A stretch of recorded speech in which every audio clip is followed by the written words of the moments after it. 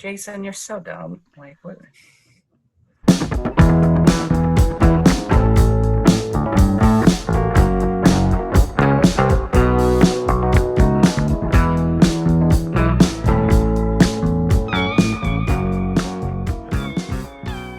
Hey everybody, welcome back to Listography. Jason, Joe, and Krams are here. Side 3, Depeche Mode week. Depeche Mode in a couple of weeks, about to be inducted into the Rock and Roll Hall of Fame. So we thought this would be a good time to talk about the Rock and Roll Hall of Fame and this year's inductees. Yeah. We've all been to the Rock and Roll Hall of Fame, right? Me and you went one time, Jason, right? Together? Yep. I think Joe was with us, was he? Was. Yep. Yeah, all three of us went. The three of us and Ed. Yeah, we got that really bad snowstorm on the way back, if I remember. Yeah, that was crazy. Insane. Memories. I think the Clash had just gotten in then. I can't remember. I remember there being a Clash section, but I can't really remember. It was like 05 or 06. I remember very little because the Rock and Roll Hall of Fame just isn't that memorable. I like it. It's fine. It's the best thing to do in Cleveland. No, Cleveland's fine. All right, so going in this year, we've got Depeche Mode, Doobie Brothers, Whitney Houston, 9 Inch Nails, Notorious B.I.G, and T-Rex. So first one that comes to mind is like, I don't know, the Doobie Brothers in the middle of so many great acts. Do they really stand out? But I know we're at a point in time with the Hall of Fame where it's just like, okay, you were a band and people know the name, so you're in. Like, that's pretty much it. It's not as much of a competition anymore as it's just a celebration. You know, I think a lot of the honor is gone. I feel like for an older band like Doobie Brothers, like, you missed. If you're not in by now, you're just not in. It's time to get some, early 90s grunge acts in. It's their time. Maybe some time to recognize some more obscure stuff. Doobie Brothers, I don't know. Doobies are fine. It's kind of like the Baseball Hall of Fame, where at this point they're kind of letting in people that really should be in like the Hall of Very Good. And I feel like Doobie Brothers is like right in that sort of. They were a good band. They had lots of hits, sold lots of records, but they're not, a Hall of Fame worthy, great sort of momentous band. I feel like you should have to have something more than just selling some records and being famous. You should have to do a little bit more than that. The landscape of rock music changed if the Doobie Brothers aren't a thing. No, not at all.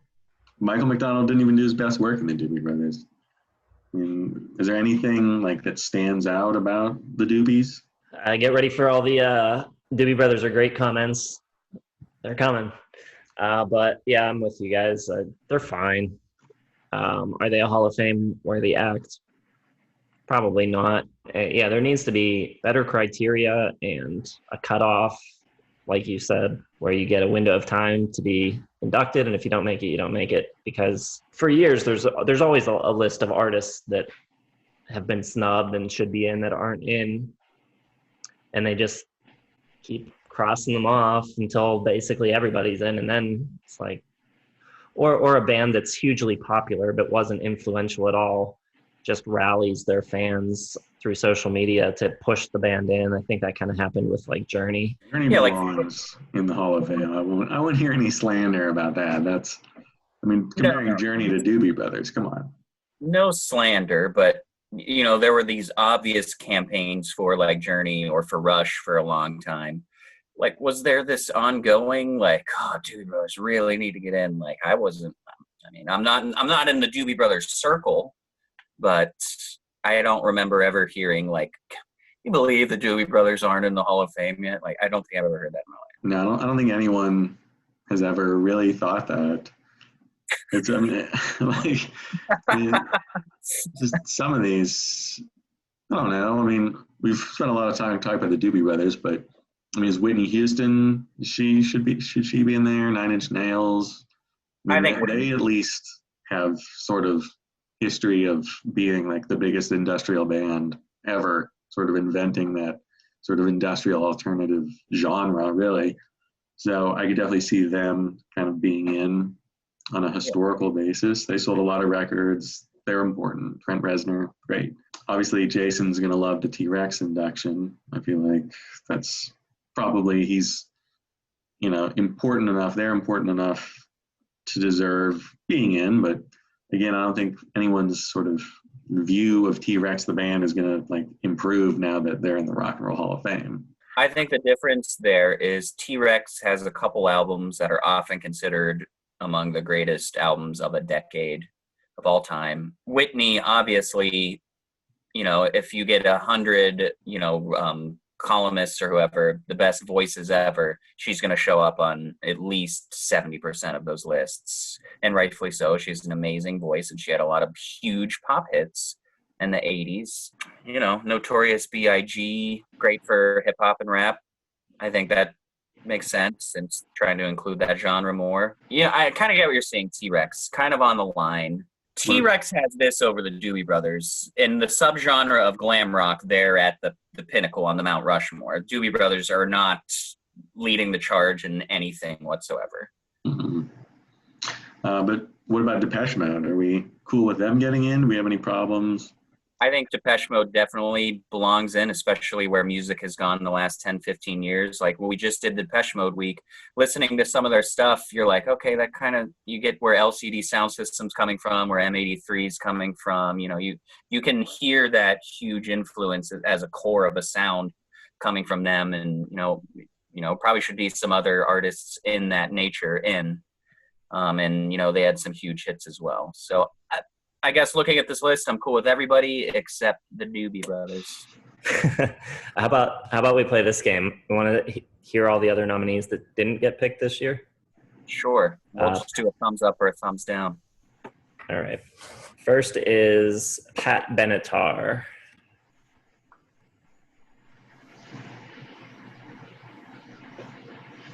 You would both put Pat Benatar in the Hall of Fame? Yeah. All right. So. Next up, Dave Matthews Band. I need more thumbs. Give me thumbs. Give me thumbs. Anyone got thumbs? Yeah, 2 thumbs up for DMB, my boys. Get ready to see a lot of them in the 90s. Really? I didn't even know you were a DMB fan, Jeff. Little known aspect of my personality. Judas Priest. I need more thumbs. I need 6. I need, one. I need this many. This many. Kraftwerk. If you go Depeche Mode, you got to be, Jason, you're so dumb. Like, what? MC5. That's a strong no. Motorhead. That's borderline for me. I'm going to say no. It's close. They're on the edge. I gotta say yes. Rufus and Shaka Khan.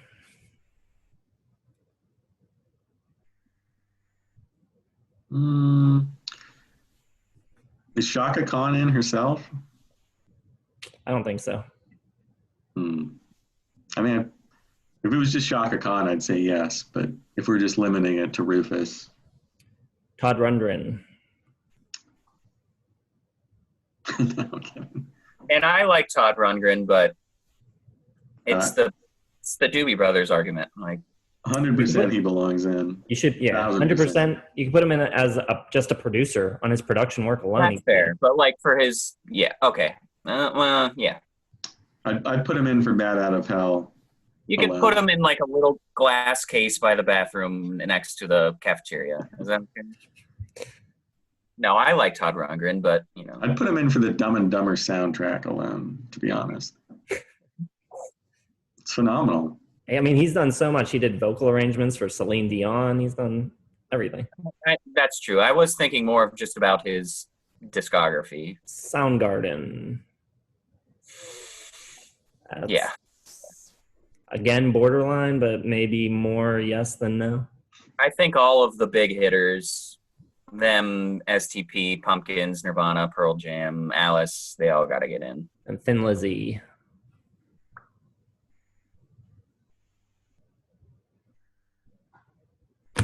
That might change when we do the Thin Lizzy discography, but for right now, I'm going to have to say no. I just wanted to say, where's Iron Maiden? Ridiculous. Yeah, who's the biggest artist that's not in that should be in? Most of the ones that I used to say all the time have gotten in recently, like Roxy Music and Deep Purple. Yes is in, right?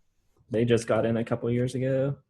That's right. Getty was playing bass on Roundabout. It's pretty awesome. But was Jethro Tull in? I bet they're not. I don't think so. All right, here's an article randomly that I pulled up. The 20 biggest Rock Hall snubs in excess. I don't think they're a snub. I don't think they belong. No, they don't. They don't deserve it. The Australian Hall of Fame? Absolutely. Sure. 18 Black Flag.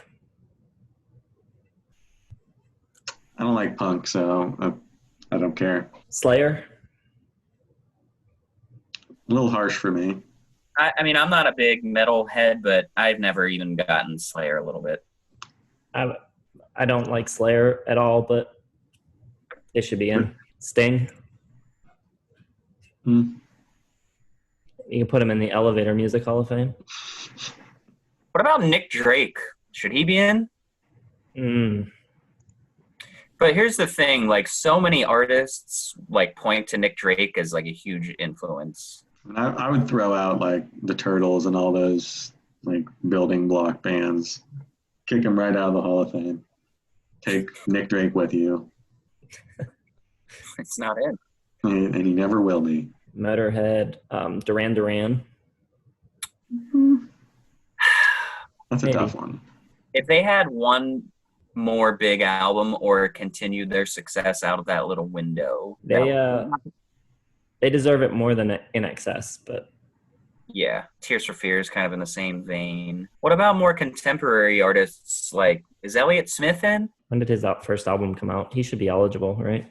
Yeah. Probably gonna be tough for artists with so few albums. But like, who are the groups that you think will get in that are more contemporary? Like Wilco, Coldplay will probably get in. I don't know. It's going to be so weird to see. It is going to be weird. Okay, so let's finish this list off. We got George Michael on the snubs list.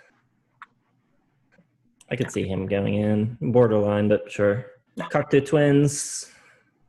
I love them, but realistically, no. Yeah, I'm with you on that.